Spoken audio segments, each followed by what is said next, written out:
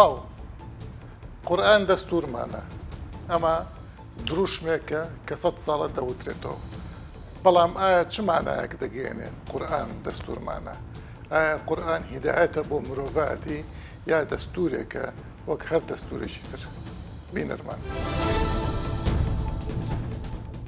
یەکێک لە پێداویستەکانی دەوڵەتی نوێ بوونی دەستورێکە کە هەم مەدەنی بێت و هەم دیموکراتی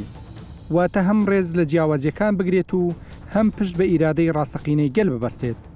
بەم جۆرە دەبێت بە بنەمای مەشروعی هەموو دەسەڵاتەکان و پەیوەندی نێوان دەسەڵاتدار و ژێردەستەکان ڕێک دەخات لەسەر ئاستی سیاسی ململانەی نێوان هێزەکان کۆنتترۆل دەکات و ڕێساکانی گەمەی سیاسی دیاری دەکات و لەسەر ئاستی کۆمەڵایەتی و کولتوریش دەبێتە بنەمای ئاشتەوایی هەر لە بێشەوە پرسەکانی دابوونەریت و ئاین و بوونی پێکاتەکان هەم دانی پێدا دەنرێت و هەم پێناسە دەکرێت ئەمڕۆ لە کوردستان جارێکی تر پرسی دەستور هاتوۆتەوە ئارا و یەکێک لە پرسە سەرەکیەکان پرسی سەرچاوەکانی شەریعەت و یاسادانانە قورئان بنەماگەردوونیەکانی مافی مرۆڤ و ڕێککەوتن نامەنێ و دەوڵەتیەکان و دابوونەریتی گشتی هەر کامێکیان بە جۆرێک لە جۆرەکان پشکیان بەردەکەوێت وەک بنەمای دامەزراندن و لێڤەگەڕی یاسادانان دەستور گرێبەستی هەرە باڵایە لە نێوان حکوومەت و کۆمەڵگەدا لەم دەستورەدا پێویستە ڕەچاوی دابوو نەریت و کللتور و ئاینی کۆمەڵگەکان بکرێت پرسیارەکە لێرەدا دروست دەبێت ئایا ئاین چ مەوقعێکی هەیە چ پێگەیەکی هەیە لە ناو دەستورەکاندا دەبینین بە جیاوازی وڵاتەکان جیاوازی مەوقعی دینیش لە ناو دەستورەکاندا دەردەکەوێت بۆ نمونە زۆر دەستور هەیە ئیسلام بە تاکە مەصدەری یاسادانان دادەنێ بەڵام وەک دەبینرێ ئەو دەوڵەتانە دەوڵەتانێکن کە نانتوانیوە لەگەڵ سیستمی نێودەوڵەتی ئەمڕۆدا بژێن و هەڵ بکەن بۆ کۆمەڵگەکانیشان نانتوانێەوە کۆمەڵگەیەکی ئاشتی و ئاسایش بن و ئاشنا بن بە جیهان بەڵام دەکرێت بڵین ئاین و ئیسلام بیزات یەکێکە لە سەرچاوەکانی یاسادانان لە ناو دەستوردا ئەمەش لە هەموو وڵاتانی ئیسلامیدا بەنزیکایەتی جێبەجێکراوە بە تایبەتی لە بوارەکانی مەدەنی و شەخصی و تاوانەکاندا.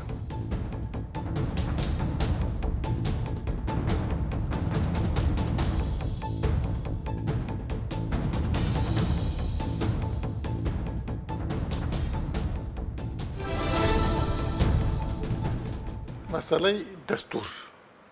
زۆر لە وڵاتانی ئەمە دائیم لەسەر ئەم مەسەلەیە ئەبێتە کێشە ئەبێت شەریعەت دەستور بنەمای دەستور بێت لە جیهانە ئەمە کراوەتە کێشە ئەبێت دین یا شەریعەتێکی دینی بنەماکانی دەستور دیاری بکە لە کۆی 195 دەوڵەتی جیهانە تەنها 91 دەوڵەتیان بە شێوەیەک لە شێوەکان لە دەستورەکانیانە جۆرێک لە عەلاقەی لە بینی دەوڵەت و دینایە دەوڵەت و لە ناو دینیشا شەریعەت چونکە لێرە شات شەریعەت هەیە تەسەوری بۆ شەریعەت هەموو دینە هەیشە تەسەوری وایە شەریعەت بەشێکە لە دین هەیە پێی وایە شەریعەت بەس بابی معاملات و جەزا و تەجریم و ئەمانە ئاگرێتەوە لە چوارچێوە دینەکە عەقیدە و مەسائیلی سلوک و ئەخلاق ناخاتە چوارچێوە ئیتر تەسەورات بۆ دین جیاوازە خۆتان زانن لە ڕاندەیە بەرحاڵ لە ناو دەوڵەتە ئیسلامیەکانیشان نزیکەی 45 دەوڵەتی ئیسلامی کە زۆرینەی خەڵکەکەی موسڵمانن لە 27 دەوڵەتیانە دین بە یا بە شێوەیەک لە شێوەکان بە ئەساس بۆ دەوڵەت دانراوە ئەم بە ئەساسدانانش هینی جۆرا و جۆری هەیە لە ناو ئەم 27ەیە 25یان دینی ئیسلام بۆ نمونە بە هەویە و شوناسی دەوڵەتەکەدانێ لە ناو ئەم 25شە هەژدەیان وای دەئەنێت کە ئیسلام مەصدەری شەریعەتە یا مەصدەرێکە لە مەصدەرەکانی شەریعەت جا لێرە دەقدانانەکە جیاوە تاکە مەصدەر نییە بەڵێ دەق هەیە ئەڵێ الئیسلام مەصدەر من مەصادر تەشریع مەصدەر من مەصادر تەشریع یعنی دەوڵەت خۆی خۆ دەزانی دەوڵەتی نوێدرۆن دەوڵەتی قانونەوە زۆربەی شتەکان و ئەرکانەکانی بە قانون ڕێکرێ لەبەرەوە لە دەستورە ئەکرێ کە دەستور ڕەهەندێکی بڵێن دەستور زیاتر بۆ حکم و بۆ بەڕێوەبردنی دەوڵەتە دەقێکی کرێوات یادا بێت کە ئیسلام مەصدەرێکە لە مەصدەرەکانی تەشریع خۆش دەزانی تەشریع مەصادری زۆرە مەصدەرمان هەیە بۆ نمونە عرفە مەصدەر ئەکرێ قواعدی عامی مەبادی عامی ئینسانی بێ ئەکرێ فقه بێ ئەکرێ سەوابقی بێ ئیتر ئەکرێت تەشریع خۆی بێ بەهەرحاڵ دەقیشمان هەیە دەوڵەتانی ئیسلامیشمان هەیە بە دەق ئەڵێت هەر تەنها ئیسلام مصدر التشريع والإسلام الإسلام مصدر التشريع وەک سعودیە و ئێران وەکو سعودیە وەکو ئێران وەکو ئەفغانستان وەکو پاکستان بەڵام سیر کە لە ناو پاکستانە دەقێکەش هەیە لە هەمان کاتە ئەڵێ نابێ هیچ قانونێک دەرچێت لەگەڵ ئیسلامە متعارض بێ بەرامبەر بەمەش دقێکە هەیە نابێ هیچ قانونێکیش دەست بێ لەگەڵ میساقی ئومەمی متحیدە و بەس عێراقش لە ئێستا وایە بەڵێ عێراقش لەو دەوڵەتانەیە کە فعلا 6 دەوڵەت هەیە بە دقیقی لەناو ئەو 8 دەوڵەتەشا کە مەصدەری ئیسلامەکەن بە مەصدەری تاشیش 6 دەوڵەتیان ئەژڵێن قواعدێکی منعیشی تایە کە نابێ هیچ دقێکی قانونی دەرچێ و تعارض لەگەڵ ئیسلامە بەس چۆن ئەمە کۆ بکەینەوە ئێمە تەناقوز نییە بەتەچیت خۆی ئێمە ئەگەر ئەمە لێگەڕین ئەگەر لێگەڕین چێ ئەمە خۆی دوجار ئەم دەقانە کە لە هینان کە دێتە بواری ئیشپێکردنەوەوانەیە لە تطبیق و لە تەفسیرا دەرەکەی تطبیق ئەکرێ ئەوە بێت کە جارێک کە تەشریعی پێ ئەکرێت لە پەرلەمانە چۆن ئەم دقە تەفسیر ئەکرێت کە کاتێک لە شوێنێکە دقێک دەرەکەوێت و جۆرێک لە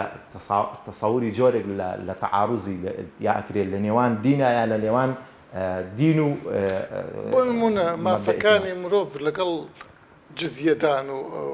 مەسیحی بە مواطنی دەرەجە دوو ئەهلی کتاب ناتوانن مەسەلەن ڕئیسی دەوڵەت بێ ناتوانێت با بڵین حتى قاضي وإلى آخره غير مسلمان ئیترەمە چۆن ئێمە بتوانین ئەم دوانە ئەم دوو مەبدەئە بێکۆکۆ بەڵێ هەندێک لە دەوڵەتە ئیسلامیەکان عەدەدیان بە تەحدید نازانم یعنی بۆ نهین دقیق نین بەڵام ئەزانم دەوڵەت هەیە فعلەن یەکێک لە مادەکانی ئەڵێ ئەبێ سەرۆکی دەوڵەت موسڵمان بێت هەل لە ئێران ئەبێ ئیسنای عەشەر شیعە بێ بەڵێ جعفەری بێ و ئیسنای عەشەر نین بێ و بەڵام لە هەمان کاشا دەقیشی تایە خۆ ئەمە دقێکەش هەیە هەر لە ناو لە دوای ئەوە لە مادەیەک لە مادەکانە لە دوای ئەوش بڕگەیەکە هەیە ئاعتراف بە هەموو مەسەبەکان ئەکات لە حەمبەلیەوە بۆ شافعی بۆ مالیکی بەس وەکو مواطنی دەرەجە دوو لە ڕاستیە لێرە تەسەور بۆ مواطنی دەرەجە دوو چییە؟ ینی ئەمە خۆی هەموو قانونێک هەموو دەستورێکیش دایمە مەبدەئێکی تایە کە ئەڵێت هەموو هاوڵاتیان یەکسانن بەرامبەر بە یاسا بەبێ جیاوازی بەهۆی دین ئاین مەذهب بەڵام دوای کەینە تەطبیقەوە ئەمە سەری سعودیە و ئێران کە دوو دەوڵەتی ئیسلامی شیعە مەذهب و سونە مەذهب مثلا لە سعودیا هیچ قازێکی شیعە مەذهبیش نابێتە لە ئێرانیشە بە هەمان شێوەیان هیچ قازێکی کەسێکی سونە مەذهب نابێتە محافظێک نابێتە قازی هیچ شتێک ئیتر چۆن بڵین دروستە فعلەن خۆیان تەسەورە تەنانەت هەندێک باوەڕیان وایە کە لەگەڵ ڕۆحی مەبادیئەکانی ئیسلامی جیاواز یعنی تەنانەت لەگەڵ هەر بۆ نمونە پێغەمبەر صلی الله علیه وسلم لە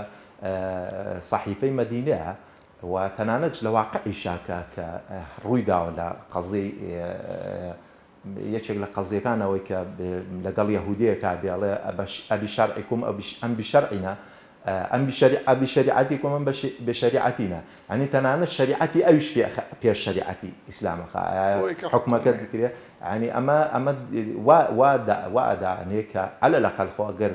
لە دەوڵەتە پێویست بێ چەندتین هەبێت دەوڵەتیشمان هەیە بڕاستیە ئەمە ڕای ینی بۆ نمونە ئەردەنێژێکە لەو دەوڵەتانەیە گەر کەسێک غیری دینی ئیسلام بێ هەر دینێکی تر بێ شریعەتەکەی خۆی تەنانەت محکەمەی شەرعی خۆشی بۆ دروستە یعنی قازێکەشی و محکەمەکەشی و شریعەتەکەی خۆشی یعنی ئەمە دەوڵەتێکە واش دەئەنرێت کە دەوڵەتێکە بە تەواوەتی بە دەوڵەتێکی ئیسلامی خۆی ناونانێ ینی هەندێک عنسوری عەلمانیشی تایە بەڵام ئەو دوو دەوڵەتەش کە تۆ باست کرد وەکو سعودی و وەکو ئێران فعلا مخالفی تەنانەت مەبادیئەکانی کاتێکە ماڵێن ئیسلام تا کە مەصدەری شریعەت بێ ئەوەی کە داواکرێ چۆن کوی بکەینەوە لەگەڵ ئەمڕە تا کە مەصدەری شریعەت مەسەلەن ئافرەت لە موقعی چۆنە مەسەلەی کەسێک کە مسلمان بێت و واز لە ئیسلام بێنێت موقعی چۆنە مەسەلەی عقوباتی زینا و داوێن پیسی مەسەلەی دەستبڕین مەسەلەی غەنیمە مەسەلەی جیهاد خۆ بە پێی شەرع ئەبێت جیهاد کەیت و غەنایم تەوزیعکرێ بەسەر موجاهدینە حکوومەت بۆی نییە لەوە بەرێ زۆر ڕاست ئەمانە چۆن ئەکرێت ئەمە بڵین تاکە مەستەری بەڵێ خۆی لە ڕاستیە ئەگەر ئێمە بەم معنا فراوانە یەکسەر وەرمانگر کە ئیسلام تاکە مەزدەری تەشیع بەتەکی دەبێت تەسەوریەوە بکەین کە پێکدادانی زۆر لە واقع و لە تەطبیقی شار و ئادا جگە لەوەی لەناو لەگەڵ مەبادیەکانی ڕۆحی ئیسلامی شەهر متەناقض ئەبێت بەڵام لە واقعی لەسەر ئەو ئفترازەیە ئایا لە دەوڵەتەکە کەمینەی تری دینیش هەیە ئایا مەزاهب و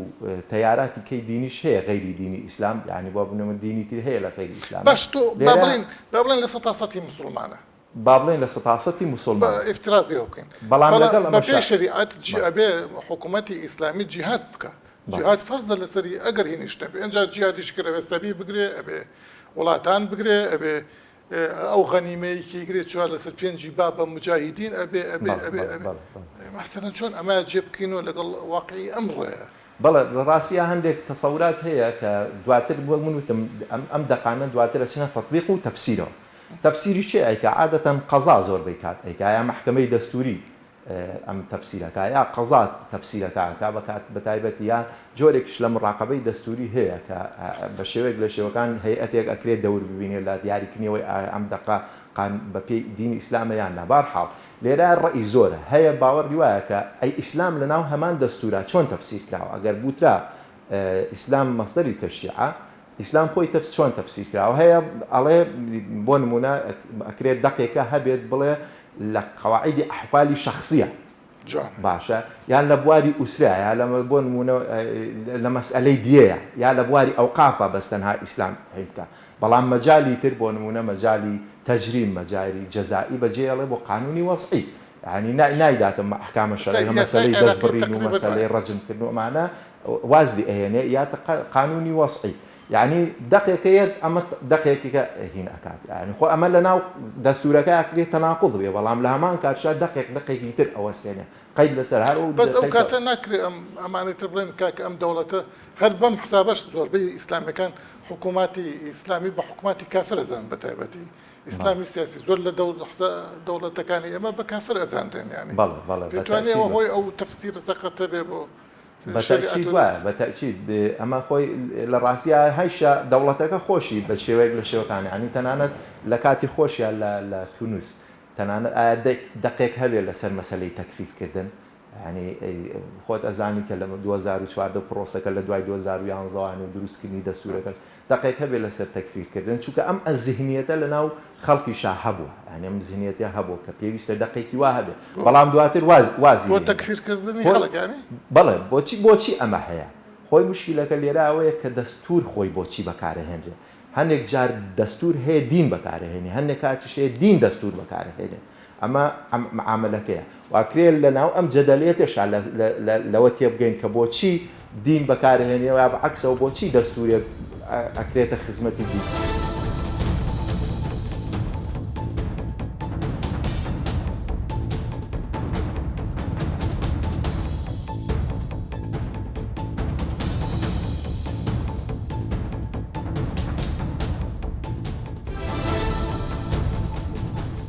مەسەڵەی دەستور زۆر وروژێنراوە لە ئێستادا جار با بڵین دەستور خۆی چییە و بۆچی خۆی لە ڕاستیە دەستور دیاردەیەکی مۆدێرنە یعنی هەموو تەمەنی دەستور دەگەڕێتەوە بۆ 330 ساڵێک پێش ئێستا بۆ یەکەمین جار لە وڵاتە یەکگرتوەکانی ئەمریکا دەستور هەبووە دەستور دانراوە یعنی چی ینی زایرەیەکی مۆدێرنە لە کاتێکا تەمەنی دەوڵەت خۆتەزانی زیاتر لە 6000 ساڵە یعنی چی ینی هەمووی 300 ساڵێکە 300 دەوڵەتانی دنیا خاوەنی دەستورن بۆیە بێت لێرەوە لە ڕاستیە لە هەرچی دەستور تێبگەین پێشتر کە دەستور نەبووە چی هەبووە دەسەڵاتی ڕەهای دەسەڵاتدار هەبووە و مواطین بوونی نەبووە ئەوەی کە بوونی هەبووە ڕەعیەت بووە بۆیە کاتێک کە دەستور دێت زۆر گرنگە لەمە تێبگەین فەلسفەی دەستور ئەرکی ڕاستەقینەی دەستور دووشتە یەکەمیان سنووردانان بۆ دەسەڵاتی ڕەهای دەسەڵاتدار دووەمیان فراهەمکردنی ماف و ئازادیە گشتی و تایبەتەکان بۆ هاوڵاتیان ملاحەزە بکە ینی بە دیوێکە دەستور کۆتوبەندی دەسەڵاتەکە بە دیوێکی ترا هاوڵاتیان ئازاد دەکات لێرەوە لە ڕاستیا بێت زۆر ینی ئەگەر لە بەرژەوەندی هاوڵاتیە لە بەرژەوەندی هاوڵاتیە و پێناو بە مؤسسەکردنی دەسەڵاتایە کە پێشتر ئەمە نەبووە جەناب دەزانی پێشتر تیۆری تیۆقراتی هەیە سوڵتانی ئیمپراتۆر خەلیفە نوێنەرایەتی خودای کردووە بۆیە حاکمی مطلق بووە بەڵام کە دەستور دێت ئەدا زەربێکی گەورەدا لە مطلقیەتی حاکم و سنوور دانێ بۆ دەسەڵاتەکانی و ماف و ئازادیەکانی خەڵک فراهەمەکە. بوونی ئەم تعریفە گرنگەکەی لە چیایە؟ گرنگەکەی لەوایە کە کاتێک باسی نووسینەوەی دەستورەکەی نەبێ ئاگامان لەم نقطەیە بێت. یعنی ئەوانەی کە مشەڕیعن باڵینەوانی کە دەستورە نووسنەوە بیاگەیان لەم دوو نقطەیە بێ، ئەبێ هەموو مادەکانی دەستور بەم ئاراست بەم دوو ئاراستەیە بێ. بەدیوێکە دەسەڵاتدار سنووردار بکە، ئیترام دەسەڵاتی سیاسیە، دەسەڵاتی نەتەوەییە، دەسەڵاتی دینیە، دەسەڵاتی عسکەریە، دەسەڵاتی کۆمەڵایەتیە مهم نییە. و لێرەشەوەیە لە ڕاستیە ئەبێت با من پرسیارەکە بە شێوەیەکی تر بکەم. بەڕێزت فەرموود تحدیدی دەسەڵاتی سیاسی ئەکا و مافەها بە هاوڵاتی، بەڵام خۆ لە بڵین سیستمە تۆتالیتاریە شمولیەکە دیکتاتۆریەکانیشە دەستور هەیە. لە یەکێتی سۆڤێت هەبوو، لە عێراقی سەردەمی سەدامە بوو، لە عێراقی ئێستاشا هەیە. ئایا ئەتوانین ئەم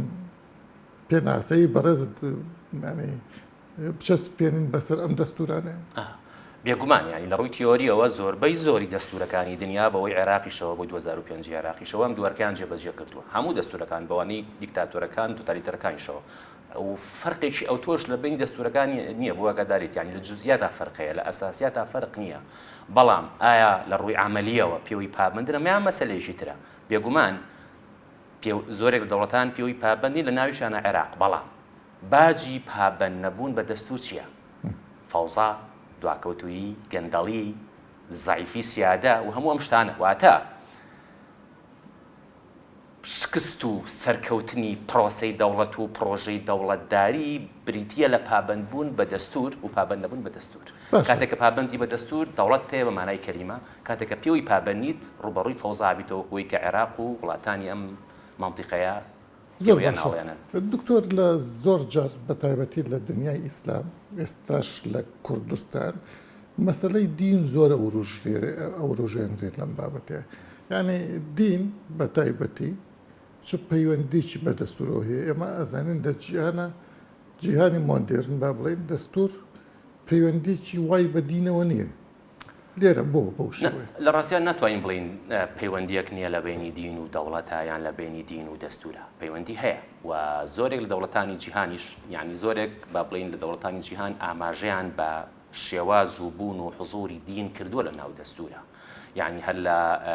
بە بڵین لە وڵاتە یەکگرتووەکانی ئەمریکاوە بیگرە تا نەرویج، تا دانیمارک، تا وڵاتە ئیسلامیەکان، حتا تا ئەڵمانیا با بڵین بە شێوازێک لە شێوازەکان باسی دینیان کردووە. بێگومان ینی دین لە دوو ڕوانگەوە گرنگە لە ناو دەستورە. یەکێکمانەوە نەمانەوە، یعنی دەستور هەبیان دەستور نەبێ لە هەموو کۆمەڵگایەکە تەشریع بەشێکی دینە. یعنی ئەمە بۆ مەسیحیەت ڕاستە، بۆ جوولەکە ڕاستە، بۆ موسڵمان ڕاستە، تا بۆ بوزیەکان ڕاستە. ئەمە یەکەم. دووەم لە ڕاستیان لەبەر ئەوەی کە دەستور یعنی ڕەهەندێکی سیاسی هەیە و یەکێ لە ئەرکە ڕاستەقینەکانی دەستور ئەوەیە کە زۆرینەی زۆری کۆمەڵگا خەڵکی لە دەوری پرۆژەیەکی سیاسی کۆکاتەوە لێرەیە پێویستی بەوە هەیە کە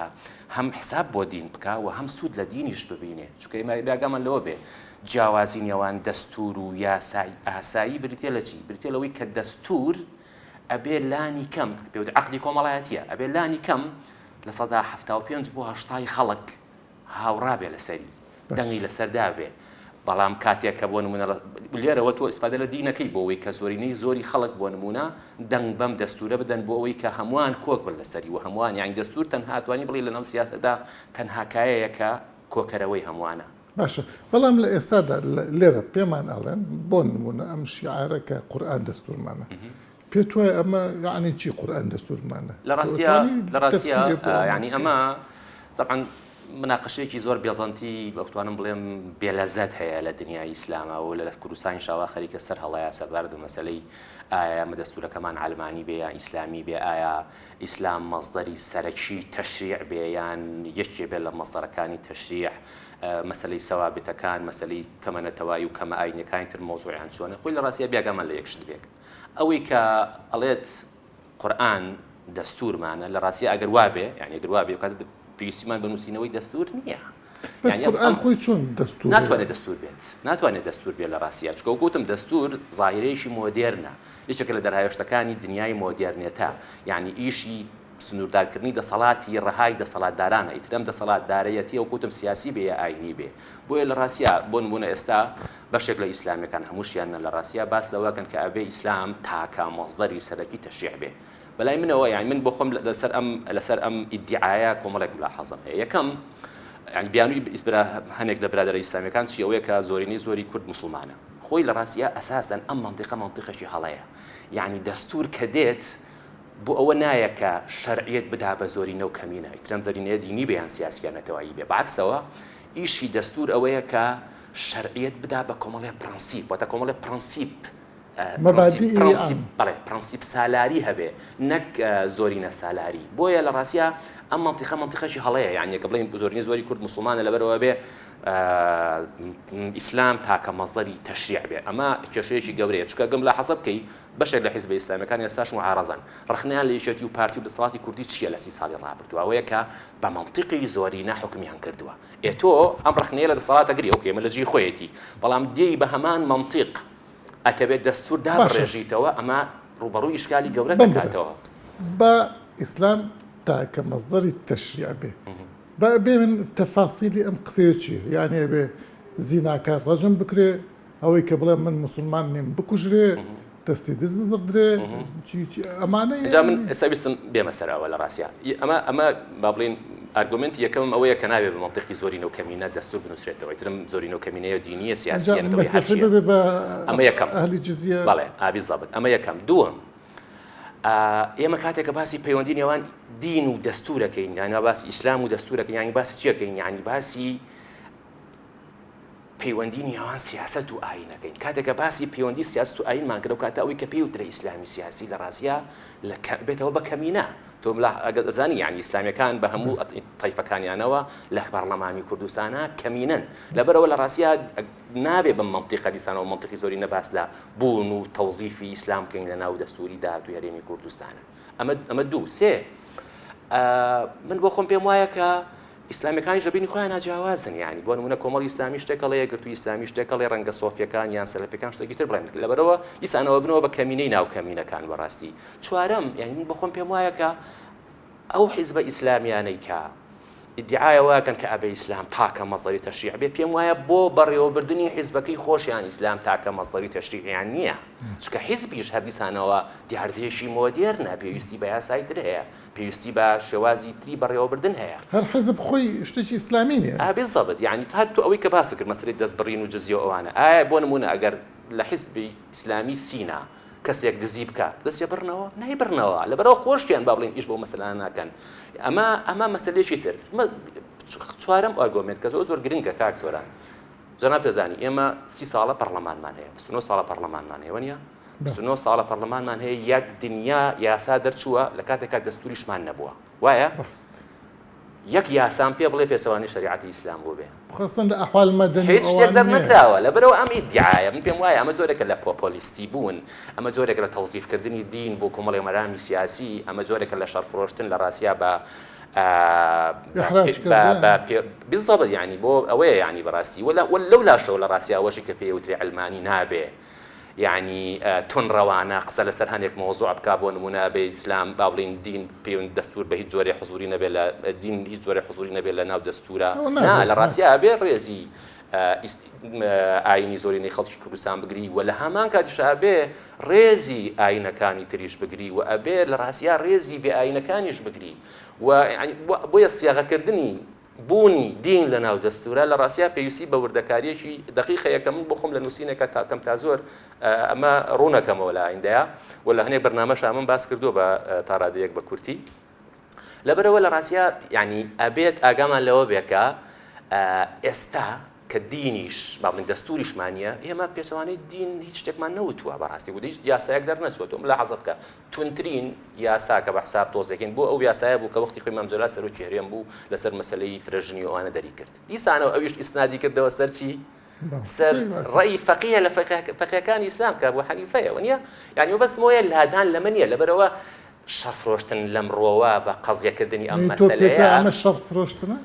بە زۆر شەڕی حیزبیە. بەڵێ یعنی ئەگەر هەچەنە من تا ئێستا نازانم یعنی ئەوان لە لیژنەی نووسینەوەی دەستورات چۆن ئەم مەسەلەیە هینەکەن بەڵام لە ڕاستی ئەگەر زیارڕەوی لەم ڕۆ بکرێ بەڵێ من یعنی زۆرێکە لە شەڕفرۆشتن لە ناو دەستورە جاری پێشوو بەڵێ زۆر طبیعی ئیسلامێکێک لەسەر چاوەکانی دەسەڵاتیش قبولیان بەیانێ ئەمە زیاتر شەڕی فەیسبوک ڕەنگە ینی خۆ ڕەنگە ڕێی ڕستنی و حیزبە ئیسلامیانە کە زۆرەکیان برادەری ئەمە نابۆ جۆرە نەبێ بەڵام من هیوادارم ینی ئەوە نەکرێتە کێشەیەکی گەورە نە لەلایەن ئیسلامیەکان نە لەلایەن ئەوانی کە پیان وترێ ئەلمانی تونڕە و یانەوە نیە